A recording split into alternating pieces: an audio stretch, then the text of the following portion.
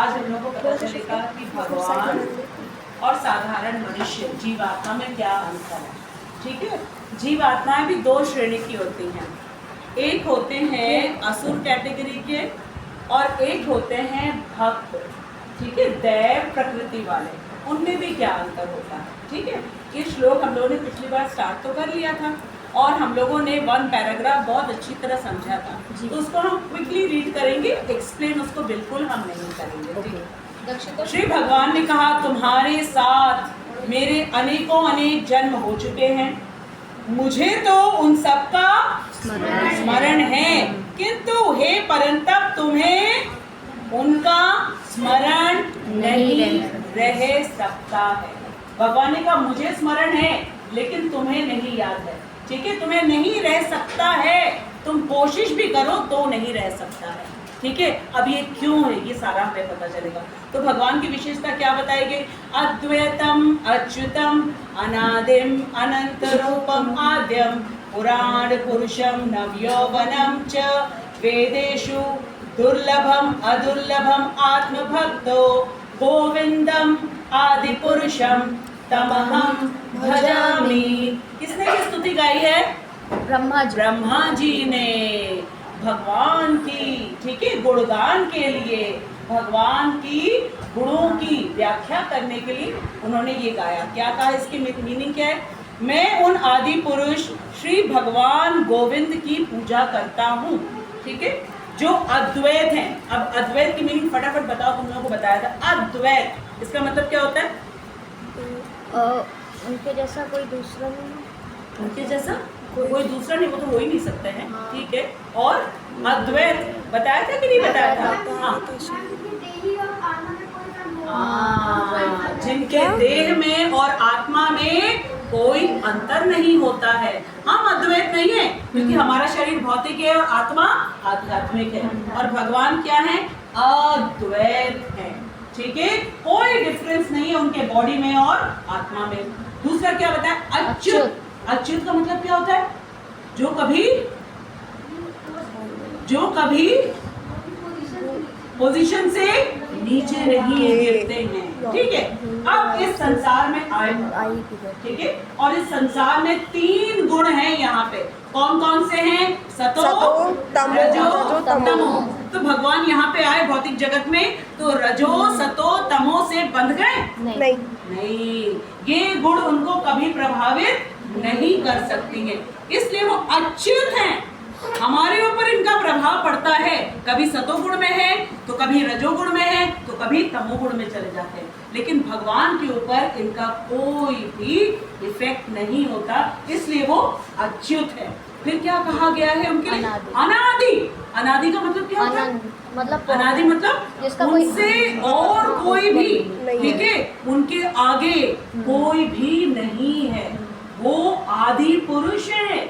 आदि पुरुष है मतलब उनके इतिहास में कोई हो जिनसे वो प्रकट हुए हो, ऐसा कोई नहीं है, इसलिए वो आदि है, आदि पुरुष है, अनादि है, उनके बियॉन्ड कोई नहीं है। फिर क्या बताया गया? अनंत। अनंत का मतलब जिसका कभी अंत ना हो। भगवान है अनादि, भगवान है अनंत। ठीक है, हम में से कोई अनंत है, कोई अद्वैत है, कोई अच्युत है, कोई भी नहीं है। ये भगवान का गुणगान कौन कर रहे हैं? ब्रह्मा जी कर रहे हैं। ठीक है, फिर क्या कहा गया? अनंत रूपम। अनंत रूपम का मतलब उनके अंतहीन रूप है। ठीक है, कभी वराह रूप में आते, कभी मत्स्य अवतार में आते, कभी परशुराम में आते हैं, तो कभी वासुकी बन करके आते, कभी मंद्राचल बन करके आते हैं, तो कभी राम बन के आते, कभी बुद्ध बन करके आते हैं। ठीक है, कभी नरसिंह भगवान बन के आते हैं। अनंत रूप है उनके। ठीक, उसके बाद क्या बताया गया है? आद्यम, आदि पुरुष है वो। और क्या बताया? पुराण पुरुषम। पुराण पुरुषम मतलब पुराण मतलब सबसे पुराने, सबसे पुराने। ठीक है, ये हुआ पुराण। पुरुषम, पुरुषम का मतलब क्या होता है कि एकमात्र वो ही हैं जो इस पूरे जगत को एंजॉय कर सकते हैं। पुरुष क्यों? क्योंकि वो स्वामी है। जो स्वामी है, जो मालिक है, जो कंट्रोलर है, वही एंजॉय कर सकता है। हमारी तो ये स्थिति है कि अभी यहाँ पे लाइट ऑफ कर दिया जाए, सबके पास आंखें होंगी, दरवाजा बंद कर दे, किसी को कुछ नहीं दिखेगा। हम कहेंगे आंखें तो हैं, देखो, नहीं देख सकते। किस पे हम डिपेंडेंट हैं? इस लाइट पे डिपेंडेंट है, सूर्य के प्रकाश पे डिपेंडेंट है। इतने आप डिपेंडेंट हैं कि आंखें रहते हुए भी जब तक भगवान के सूर्य का प्रकाश हमको ना मिले, ट्यूब लाइट ना मिले, ठीक है, ट्यूब लाइट में भी जो इलेक्ट्रिसिटी है वो या तो वाटर एनर्जी से या एयर एनर्जी से, कुछ ना कुछ भगवान से ही रिलेटेड है। इतने ज्यादा हम लोग डिपेंडेंट हैं, ठीक है।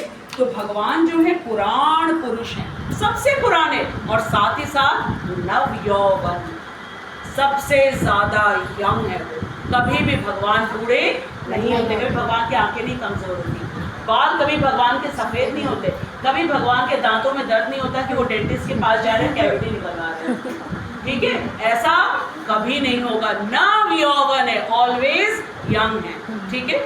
उसके बाद क्या कहा गया? वेदेषु दुर्लभम। अब कहा जा रहा है कोई चाहेगा कि हम वेद पढ़ लेंगे, ठीक है, और हम भगवान को जान जाएंगे, तो यहाँ पे कौन कह रहे हैं? जो चारों वेदों को एक साथ बोलते ब्रह्मा जी, ठीक है, चारों वेदों को वो कह रहे हैं वेदेषु दुर्लभम। वेदों से भगवान को हम वेद पढ़ लें और भगवान को जान जाएंगे। दुर्लभ कौन कह रहे हैं? ब्रह्मा जी कह रहे हैं। फिर क्या कह रहे हैं?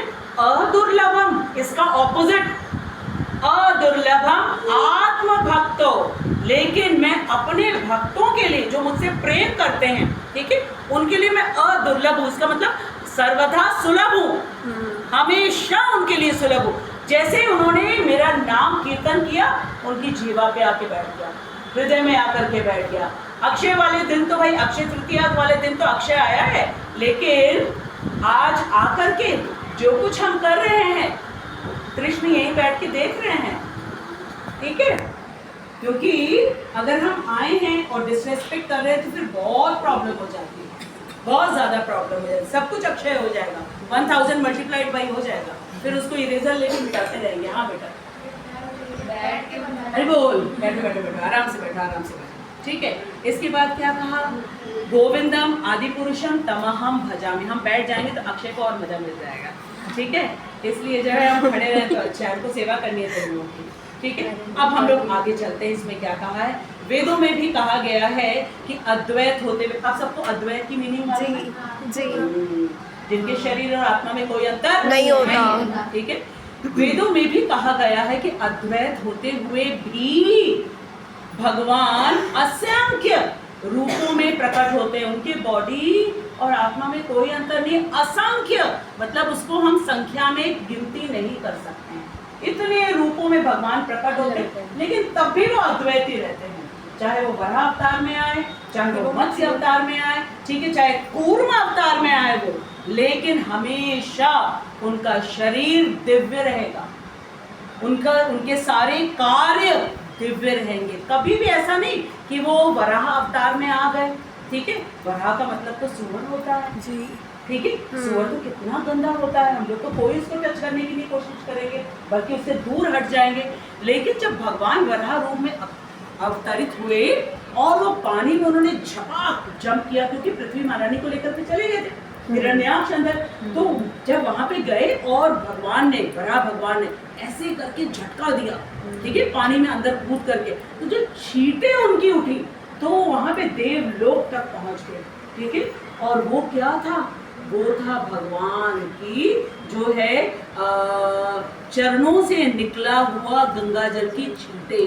तो सारे देवता उसको अपने सिर में ऐसे माथा नीचे करके, ऐसे करके देवता उनको ग्रहण कर रहे थे कि हम लोगों के ऊपर भगवान के चरणों से निकला हुआ गंगा जल आ गया। तो वो है वराह भगवान, ठीक है। तो चाहे भगवान किसी भी रूप में हो, उनका शरीर, उनके कार्य हमेशा दिव्य रहेंगे, हम लोगों को नहीं पता लग सकता। लेकिन जो वेदों के द्वारा समझने की कोशिश करें वो नहीं समझेंगे, लेकिन अगर भक्तों के द्वारा समझने की कोशिश करें समझ जाएंगे। क्योंकि हमको केवल एक चीज़ करनी है, अपने मन और बुद्धि का हमने शरणागति करनी है, सरेंडर कर देना है। बस हम सरेंडर कर दिए तो हमको समझ में आता रहेगा, क्योंकि हम मानते चले जाएंगे। और अगर हम नहीं सरेंडर करेंगे तो हम मानेंगे नहीं, जब मानेंगे नहीं तो जानेंगे कैसे, ठीक। तो अब यहाँ पे क्या कहा गया, वेदों में भी कहा गया है कि अद्वैत होते हुए भी भगवान असंख्य रूपों में प्रकट होते हैं। वे उस वैदुर्य मणि का मतलब मालूम क्या होता है? डायमंड। वैदुर्य मणि का मतलब डायमंड देखा होगा, डायमंड कम से कम अमेरिकन डायमंड तो देखा होगा, ठीक है।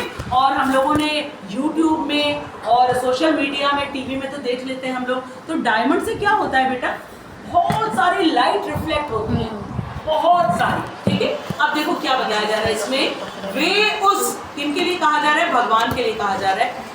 वे उस वैदुर्य मणि के समान है जो अपना रंग परिवर्तित करते हुए, ठीक है। डायमंड से तो बहुत सारे